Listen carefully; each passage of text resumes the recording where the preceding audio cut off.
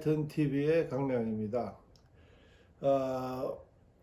저번에 이어서 오늘도 대한민국은 내전 중 1, 2, 3, 4권에 대한 해제를 들어가기 전에 인트로덕션 형식으로 프로그램에 대한 재차 설명을 한 번 더 하려고 합니다. 그 이유는 지난번 내용 중에 제가 착각해서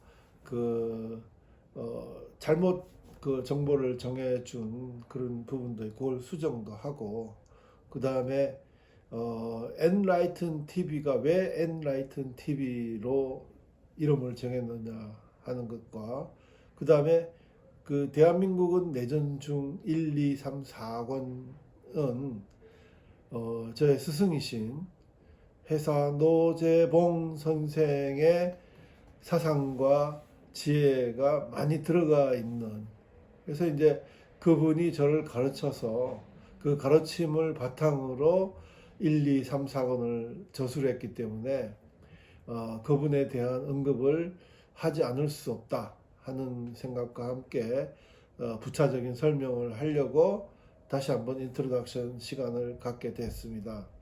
첫 번째 수정해야 될 것은 뭐냐면, 지난 시간에 제가 딱 결론적으로 얘기하자면 애널 학파를 들어서 루시엘 페브르하고 페르낭 브루텔이 레지스탕스 활동을 하고, 그 다음에 조국 프랑스를 위해서 자기 목숨과 모든 것을 헌신하는 그런 기회를 가졌다는 걸 설명하면서 지식인의 의무와 지식인의 책임, 지식인의 역할에 대한 강조를 하기 위해서 애널 학파를 들려와서 지금 현재 대한민국이 직면한 대한민국적 현실을 같이 한번 숙고해 보자 하는 뜻이 있었습니다. 근데 이제 전달 과정에서 애널 학파의 수장인 애널 학파의 창시자인 루생 페브르와 함께 같이 애널 학파를 같이 만들었던 마르크 블로크라는 학자가 있습니다. 둘이 같이 애널 학파의 전신인 사회경제사 연보를 만들었고, 사회경제사 연보가 바탕이 되어서 애널 학파가 시작이 되는 것입니다.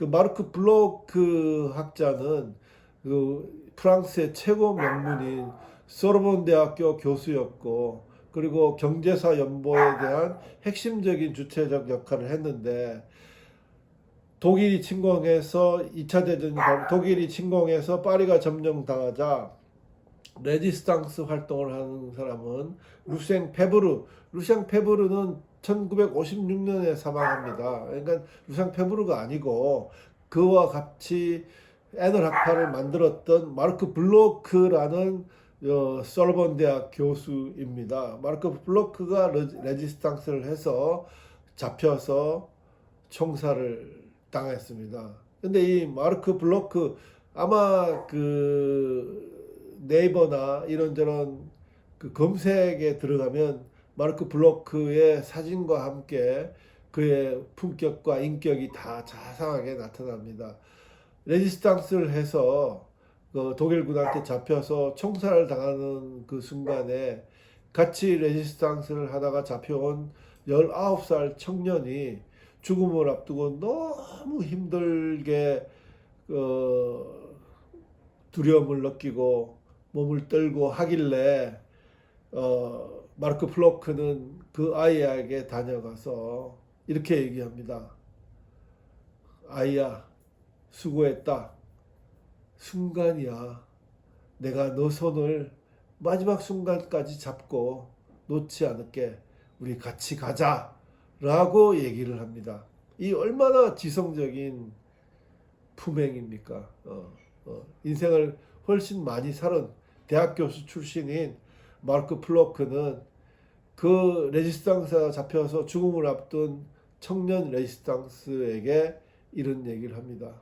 죽음은 순간이야.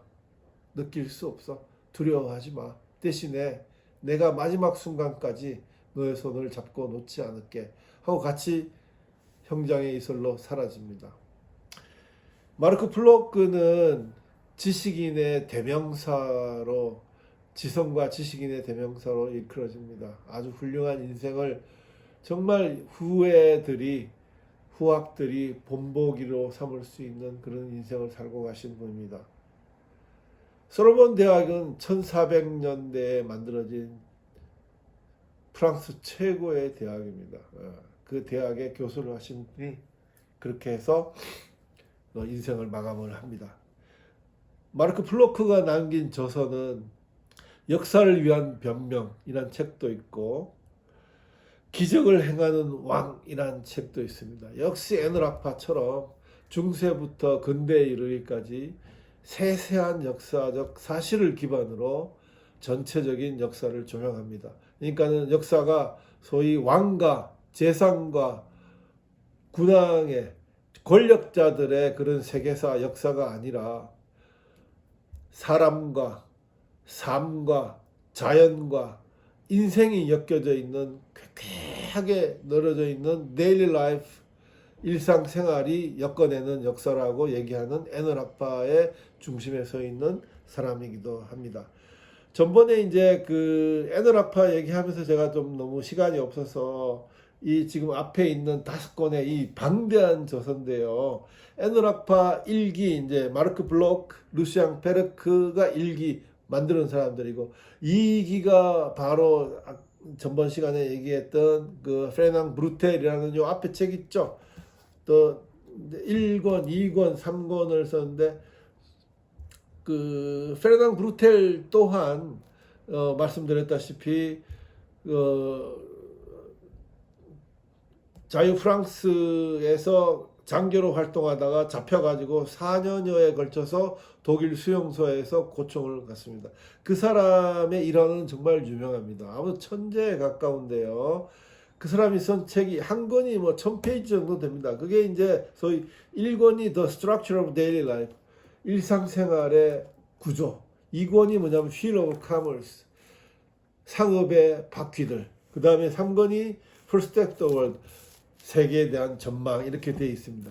부제가 뭐냐 하면 그 Civilization and Capitalism인데, 이걸 갖고 지금 대한민국에 요 베르낭 브루텔의 이 3권은 지금 한국말로 번역이 되어 있습니다.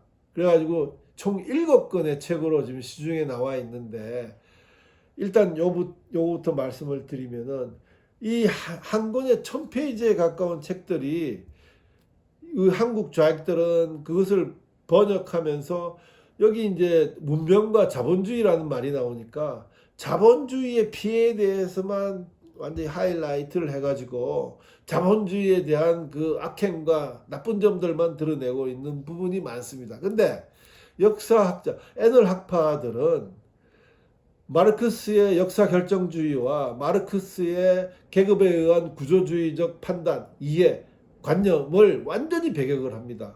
팩트에 위조해가지고 팩트를 갖고 역사적 흐름을 조망하는 그런 학자들입니다. 그러니까는 좌익들하고 전혀 관계가 없어요. 하지만 여기서 한국에서 번역된 책들 중에 자본주의를 갖고 그렇게 농단을 치는 사람들이 있습니다. 여기서 한마디 더 하면 뭐냐면, 유시민이라는 사람이 파주 출판단지에서 굉장한 큰 영향력을 갖고 있습니다. 뭐 일설에 의하면 거기에 빌딩이 몇 채가 되고 거기에 대한 주관을 다 자기가 하고 있다는 얘기인데, 지금 대한민국에서 좌익들이 하고 있는 일이 뭐냐면, 그런 어떤 출판, 문화 또는 이런저런 이익 공동체를 만들어 가지고 전체적인 세계적인 차원에서의 거대 담론이 나오는 책들을 무조건 번역을 합니다. 그래서 좌익들은 거대 담론을 자기들이 장악한다는 그 입장에서, 거대 담론을 자기들이 조정할 수 있다는 입장에서 선동과 선전을 하고 사기를 치고 있는 겁니다. 그러니까는 지금 한국에서 번역되어 있는 페르낭 브루텔의 이 책도 한국의 좌익들, 유시민을 비롯한 좌익들이 굉장히 농단을 많이 하고 있는, 그래서 왜곡되고 있는 부분이 많이 있기 때문에 제가 대한민국 내전 중에 서문에서 애널학파의 책들을 갖고 온 것입니다. 그래서 에너라파의 거두, 에너라파를 만들었던 페르낭 브루텔은 단 한 번도 자본주의가 옳고 그르고 자본주의가 나쁘고 자본주의의 피해가 뭐라는 것을 얘기한 적이 없습니다. 그냥 시대가 흘러가는 사이에서 물론 자본주의가 잘못 이제 해석되고 잘못 시행되는 부분도 많았죠. 그 팩트를 그대로 나열을 합니다. 왜? 그것은 그 팩트를 보는 독자들의 판단 영역이기 때문에 그렇습니다. 그래서 이 사람은 한 번도 그 어떤 자본주의에 대한 병폐라든가 이걸 얘기한 적이 없습니다. 그대로 역사가 있는 그대로 전달을 했고 그 역사의 흐름 속에 강조했듯이 역사 자체가 역사의 흐름 속에서 자정 능력이 있어서 인간의 잘못된 모든 부분들을 스스로 자정해서 다시 정상화시키는 능력이 있다는 겁니다. 보십시오. 1919년에 볼셰비키 협령이 나가지고 소련이 공산화됐는데 소련은 결국은 1990년에 망합니다. 그러니까 72년 역사 속에 소련의 혁명 역사도 막을 내리는 겁니다. 그러니까 100년, 200년 여기 페널학파들이 갖고 있는 역사적인 주기는 300년, 400년 이렇게 됩니다. 지금 앞에 보기에 왼쪽에 있는 The History of Private Life, 사생활의 역사라고 하는 이 방대한 3,800페이지에 달하는 이 방대한 저서도 에너락파 2기와 3기들이 만든 책인데 개인사의 역사라는 거죠. 개인의 역사, 개인사. The History of Private Life. 한 번 더 소개를 할게요. 1권. 이거는 로마 비잔틴 사회. 2권. 이거는 지중해의 열정이라는 거예요. 3권. 이 책은 르네상스의 패션입니다. 르네상스가 어떻게 일어났나. 그 자자한 르네상스에 일어나는 모든 일들을 그림과 함께 다 일일이 나열하고 있습니다. 4권은 근대 정체성의 수수께끼라는 책입니다. 근대 정체성의 수수께끼. 그리고 마지막 5권은 전쟁과 혁명의 불꽃입니다. 이 제목만 봐도 아시겠죠. 그 1500년에 다른 역사를 에너락파들은 그렇게 분석해가지고 여기 내놓습니다. 그 말씀드렸다시피 이렇게 역사는 스스로의 자정 능력이 있다고 치지만 그래서 이제 지금 우리가 나타나는 이재명 그다음에 조국 문재인의 이 한 번도 경험하지 못한 세상이 나타나는 결과는 그냥 어스름 달빛 아래 도깨비와 귀신들이 날뛰는 하나의 블랙 코미디라고 얘기하는 그 이유도 바로 이 애널 학파들이 갖고 있는 이 방대한 저서 지성적인 학문의 영역을 그 누구도 넘어갈 수 없는 이 방대한 저서가 증명을 하고 있기 때문입니다. 지금 우리는 괴롭죠. 지금 얼마나 이재명이 뿜어내는 더불어민주당이 뿜어내는 이 악성 코드에 얼마나 선량한 자유 대한민국 보수 애국 시민들이 정말 고통을 받고 있습니까? 근데 이거는 절벽에 부딪히는 파말처럼 파도처럼 그래 이렇게 오래 가지 않는다는 주장을 하는 사람들이 이 바로 에너락파의 역사학자들인 겁니다. 고도한 역사주의와 고전주의는 지금도 소크라테스와 플라톤과 아리스토텔레스가 우리에게 큰 의미를 주는 건 뭐냐면 그들이 잘나서 아닙니다. 지난 2500년 역사 속에서 소크라테스와 플라톤과 아리스토텔레스는 당대에 접하는 모든 정치 철학자와 사상가와 정치가들과 겨루어서 경쟁해서 이겨서 지금까지 살아남아서 우리에게 교훈을 주고 있는 겁니다. 사상이라는 것은 우리에게 도움이 안 되고 교훈이 안 되고 역사가 안 될 경우에는 바로 소멸합니다. 예를 들어서 지금 얘기했던 조국, 이재명, 문재인 같은 그런 작자들이 그런 거죠. 그냥 블랙 코미디로 역사적인 한 단락 속에 우리가 역사를 그 사람들에게 어떤 평가를 하겠습니까? 이 허수아비 같은 이 거짓과 기만과 위선과 거짓말에 쩔어 있는 이 사람들에게 역사적 평가를 하겠습니까? 이거는 완전히 코미디 쇼에 불과한 거죠. 그래서 제가 블랙 코미디로 끝날 것이라고 얘기합니다. 제 얘기가 아니라 프랑스의 지성인 레몽 아롱의 얘기입니다. 레몽 아롱이 일당백으로 68세대 이후에 프랑스 자빨들하게 붙어가지고 경쟁해가지고 유일하게 TV쇼 해가지고 승리해서 이긴 하지 않았습니까? 지금 서울대 불문과 교수 이름이 기억이 안 나는데요. 지금 번역이 돼 있어 자유주의자 레몽 아롱이라고 교보에 가시면은 한 700페이지에 달하는 레몽 아롱 책이 번역되어 나와 있습니다. 잘 번역했어요. 그걸 보시면 자유우파, 자유민주주의를 옹호하는 레몽 아롱, 프랑스 최대 지성 레몽 아롱이 얼마나 위대한 사람이고 얼마나 영향력 있는 큰 사상가인가를 아실 수 있는 겁니다. 근데 사람들이 책을 안 읽어요. 아무튼 간에 이제 그렇게 해서 이제 그 마르크 블로크에 대한 이제 수정을 했고, 이렇게 해서 이제 애널 하파가 주는 그 의미를 저는 지식인의 사명을 갖고 얘기를 한 겁니다. 절벽에 부딪히는 파말처럼 쉽게 끝나는 역사의 순간일지라도 그 순간을 정의롭게 공정하게 국민과 사람을 위해서, 인민을 위해서, 인간을 위해서 헌신할 수 있으면 그렇게 헌신해서 목숨을 바치는 사람들의 의지가 지금도 자유 대한민국 속에 보수 애국 시민들이 하고 있기 때문에 우리가 진정한 내일의 희망을 보는 겁니다.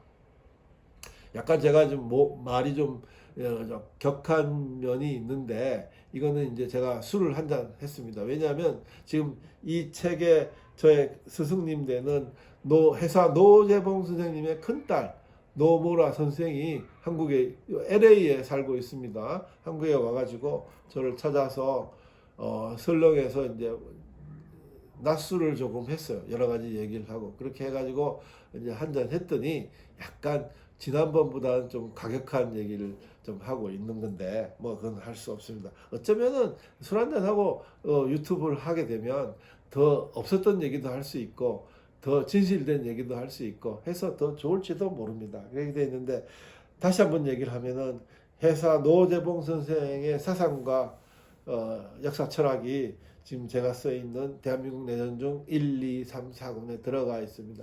지금 이제 뭐 조금 더 여벌의 얘기를 하면 저는 이제 지난 4월 23일 날 회사 노재봉 선생님께서 영면에 들어가셨습니다. 돌아가시고 지금 이제 한 6개월 정도가 지났는데요. 사실 꿈속에도 나타나시고 참 뭐 여러 가지 지금 아직도 선생님이 돌아가신 거에 대한 그 후폭풍을 아직도 경험하고 있는데 뭐 자식들도 마찬가지일 겁니다. 그래서 이제 뭐 저하고는 뭐 그런 큰 연관이 없는데 그래도 한국에 와서 자기 일 하면서 저를 꼭 찾아가 보는 큰딸 노모라 씨의 이제 그 마음하고도 비슷할 거라고 생각합니다. 이제 갔다가 이제 내년 초에 다시 오는데 또 오면은 저하고 또 얘기를 하고 하자입니다. 근데 이제 문제는 뭐냐면은 이제 선생님의 서초동 그 공부방이 해체가 되고 지금 이제 저는 이제 같이 있던 유재갑 교수님하고 김춘수 장군님하고 따로 나와가지고 전쟁기념관에서 해사 아카데미를 열어서 후진을 양성하고 그 전쟁기념관은 약 한 80명 정도의 예비역 장성들이 여러 가지 일들을 하고 있습니다. 그래서 이제 그분들 중에 여러분도 같이 이제 해사 아카데미에 같이 하기도 하고 해서 지금 이제 해사 아카데미를 이제 하고 있습니다. 하고 있는데 오늘 이제 노무라 씨한테 그 얘기를 했더니 너무 좋아하고 그래서 뭐 그냥 지적인 영향력이 그렇게 크지 않아도 그냥 이사장을 맡아 주시면 그냥 다 회사 노재봉 선생이라는 아버지의 후광으로 잘 돌아갈 거라고 했더니 뭐 전향적으로 생각하겠다고 그렇게 느끼는 것 같아서 굉장히 오늘 기분이 좋았습니다. 아무튼 간에 그건 이제 여버리고 그래서 이제 문제는 이 지식인의 사명과 지식인의 역할, 지식인의 이 사회를 바꾸고자 하는 순수한 열정이 너무너무 중요한데, 지금 현재 대한민국에서는 지식인의 열정과 의무와 사명을 느끼는 지식인이 거의 없다는 거죠. 이걸 이제 18세기 프랑스 혁명 이후에, 프랑스가 혁명 이후에 소위 이제 국민이 주인이 된 사회가 처음 됐습니다. 굉장히 과격했죠. 그래서 이제 소위 성직자와 귀족들을 길로틴이라는 단두대에 넣어서 아주 그냥 목을 쳐대는 그런 이제 혁명의 피비린내 나는 혁명의 순간들이 오래 갔습니다. 그래서 그 혁명의 그 여파는 프랑스가 드골이 들어와서 2차 대전 이후에 1956년 제5공항을 만들 때까지 약 170년간 프랑스도 자유민주주의를 정착시키기 위해서 굉장히 많은 이제 고통을 받습니다. 앙샹 레짐, 그 왕정 복구, 황제가 다시 들어오고, 또 다시 혁명에 의해서 민중의 시대가 되고, 또 다시 왕정이 들어오고, 또 다시 혁명으로 인해서 공화국이 형성되고 해서 두 번째 나폴레옹 조카였던 루이 나폴레옹이 버블 전쟁 1870년 버블 전쟁에 지고 또 다시 이제 공화정이 됐는데, 이제 그게 이제 제3 공화정이에요. 공화정이 돼서 이제 소위 이제 내각 책임제를 해서 수상이 와서 이제 프랑스를 다스리는데, 수상 이제 내각 책임제로 했던 프랑스 2차 대전까지 한 근 70년간의 제3공화국 동안에 평균적으로 수상의 임기가 한 7, 8개월 정도 됩니다. 그러니까는 소위 말해서 이제 우리나라로 치면 대통령이 7, 8개월 하다 바뀌는 거예요. 그 얼마나 정치적 불안이 강했겠습니까? 그 과정에서 이제 프랑스가 갖고 있는 어떤 그 과거에 대한 그 보수성, 예서 캐톨릭이즘이라든가 왕권에 대한 거라든가 아니면 귀족, 성직자들이 누렸던 그 보수, 그러니까 기존의 기득권에 대한 생각들이 강해서 굉장히 많은 사회적인 문란을 일으키고, 그 여파가 아직도 남아서 소위 프랑스적 현상이라고 합니다. 지금도 지금 지난 몇 달 전에 프랑스 올림픽을 봤는데, 프랑스 올림픽에 마리 앙뚜아넷 목을 쳐버리는 그런 영상을 올리고, 오만 상대주의와 포스트 모더니즘과 해체주의와 탈진리화가 일어나는 프랑스적인 현상을 봅니다. 그건 뭐냐면 시민이 없는 거예요. 혁명을 해서 나라를 바꿔서 소위 말해서 자신들이 얘기하는 네이션, 국민이 주인이 되는 세상이 됐는데, 그 국민이 갈라지는 거예요. 국민이 시민이 되는 건 공익과 질서를 앞세우는, 공동체의 선을 앞세우는 시민의 역할로 가지 않고 인민으로 간 사람들은 어떻게 됐어요? 다 전부 공산주의로 간 거예요. 그러니까 프랑스 혁명 이후에 지금 나타나고 있는 자유민주주의, 민주주의는 딱 두 가지인데, 지금 시민이 주체가 돼야 한다는 소위 강령을 갖고 열심히 공동체의 공동성과 개인의 역할과 개인의 자유와 개인의 번영을 위해서 같이 움직이는 자유민주주의와 소위 전체주의라는, 그러니까는 인민과 지도자는 한 몸을 하고 있는, 전체주의라는 게 다 전체가 똑같다는 얘기거든요. 획일적 평등에 의해서. 그 전체주의는 근데 세상에 다 똑같으면 그 정치 체제를 누가 통치를 합니까? 그러니까 전체주의는 항상 명목은 모두가 평등하다고 했는데 가장 평등하지 않는 사회를 만드는 거예요. 전체 이름으로 수령이 하나 나와서 그 수령이 단일 독재로 다스리는 게 바로 전체주의입니다. 그게 어디예요? 북한, 중국, 지금 러시아는 왔다 갔다 하는데 러시아, 지금 공산주의하는 쿠바, 그 다음에 지금 이제 공산주의화 되려고 하는 베네수엘라, 이런 나라들이 그런 나라들입니다. 그렇게 해서 그게 이제 다 프랑스 혁명 이후에 갈라지는 거예요. 근데 프랑스는 그렇게 해서 170년의 우여곡절을 긋고 지금은 드골에 의해서 자유민주주의가 정착이 됐지만 아직도 과거의 그 영향력이 살아서 프랑스적 현상을 지금 나타내고 있는 겁니다. 좀 말이 좀 다른 데로 많이 갔는데요. 그래서 이제 앞으로 대한민국은 내전 중은 우리나라도 지금 우리가 자유보수, 자유대한민국 애국 지식인들이 생각해야 될 건 뭐냐면 한번 보십시오. 지금 좀 문재인 등장 이후로 문재인, 조국, 이재명이 나와 있고 지금 이제 윤석열 정권이 굉장히 궁지에 몰려서 툭 하면 탄핵을 당한다. 뭐 탄핵이 어쩌다. 뭐 심지어는 말도 안 되는 뭐 계엄령을 선포한다는 듯한 유언비어와 그다음에 뭐 사기와 기만 이런 것들을 막 드러내고 있는데 국민들이 잠잠합니다. 이거는 언론 지식인들이 그걸 정죄해 줘야 되고 이건 서론 본론 결론이 이런 거다. 그러니까 이 사람들이 하는 것은 이런 거다라는 것을 분명하게 국민들에게 언론이라는 기능은 국민의 교육 기능을 갖고 있는 거예요. 언론이 왜 입법, 사법, 행정권 이후에 제4법이라고 할 정도로 강하게 지금 자유민주주의 사회에서 어필을 하는 건 뭐냐면 언론이야말로 국민을 선도하고 국민을 교육시키는 아주 중요한 역할을 하고 있기 때문에 그런 겁니다. 근데 지금 언론은 왜 이 사람들이 이런 중구난방하는 선전선동을 하고 위선과 기만을 하고 정말 현실에 맞지 않는 굉장히 낯설은 얘기들을 한 번도 경험하지 못한 얘기들을 해대고 있는데 거기에 대해서 분명한 평가와 확정적인 증거와 그 다음에 그로 인한 결론을 내주지 않고 있어. 같이 동조해가지고 반지성주의로 같이 가고 있는 거예요. 근데 언론이 그렇다 치자. 언론 지식인들이 그렇게 해가지고 사리사욕을 챙기고 자신의 이제만 챙긴다고 하더라도 기존의 학자적인 양심을 갖고 있는 지식인들은 여기서 치고 나가야 되는 거예요. 제가 이 책을 쓴 지가 지금 7년이 됐습니다. 7년이 됐는데 대한민국에 뭐 제가 바보입니까?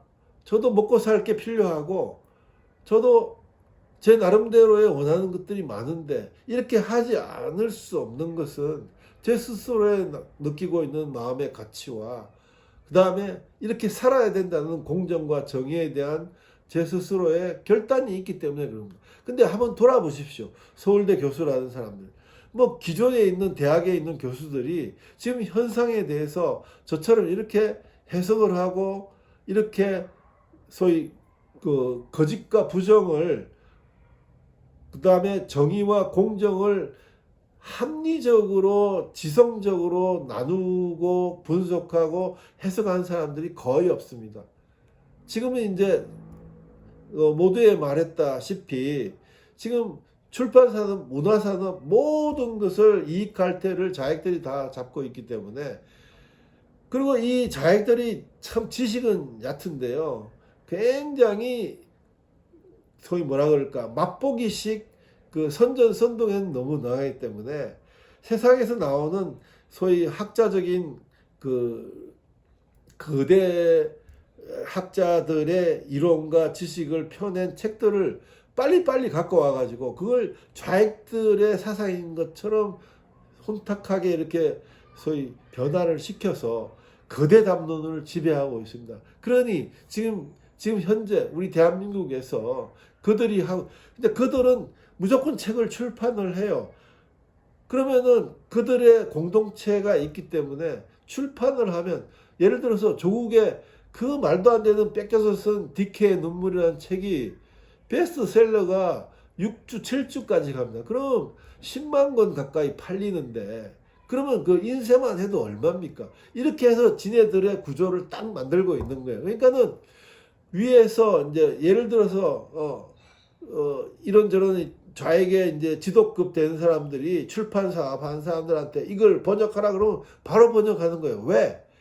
번역하면 기본은 다 팔리니까.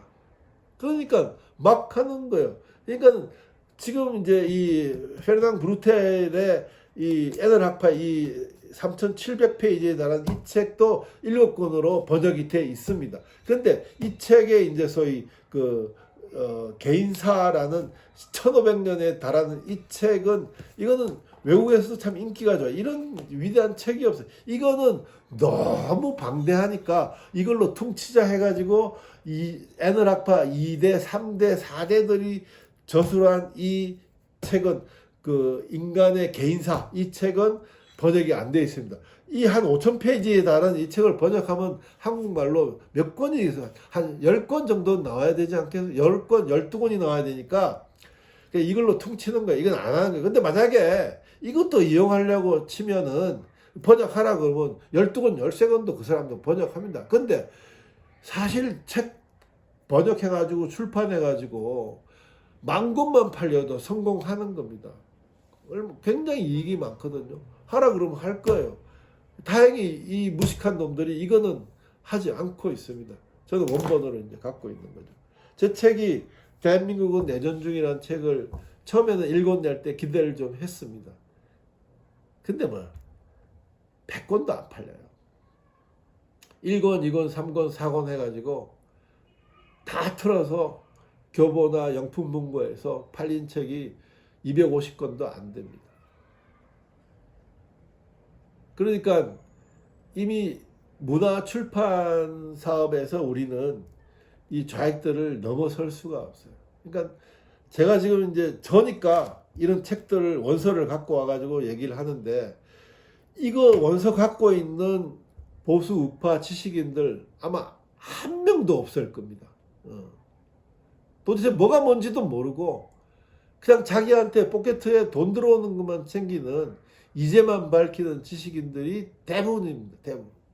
그러니까 이 사기치는 유승과 기만 사기와 거짓말로 똘똘 뭉쳐있는 이 좌익들한테 지금 이만큼 휘둘리고 나라가 지금 왔다 갔다 하는 겁니다.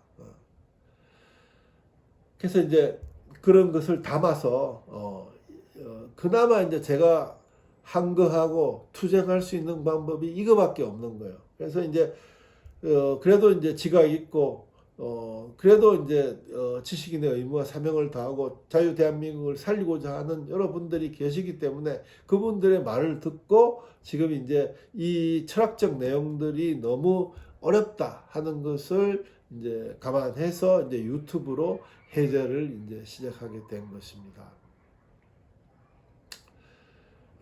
오늘은 좀 약간 과격한 말씀을 많이 드렸는데 수정할 것도 있고 그 다음에 이제 이 책의 근본 사상의 원인 그 가르침은 해서 노재봉 선생이라는 말도 이제 해야 되겠고 해서 인트로덕션을 2부로 해서 오늘 찍었습니다. 그래서 이제 이후의 시간은 이제 1권부터 해서 저는 이제 사상적인 그러니까 현상을 파악하는 데는 일단의 문학적인 지성이 필요합니다.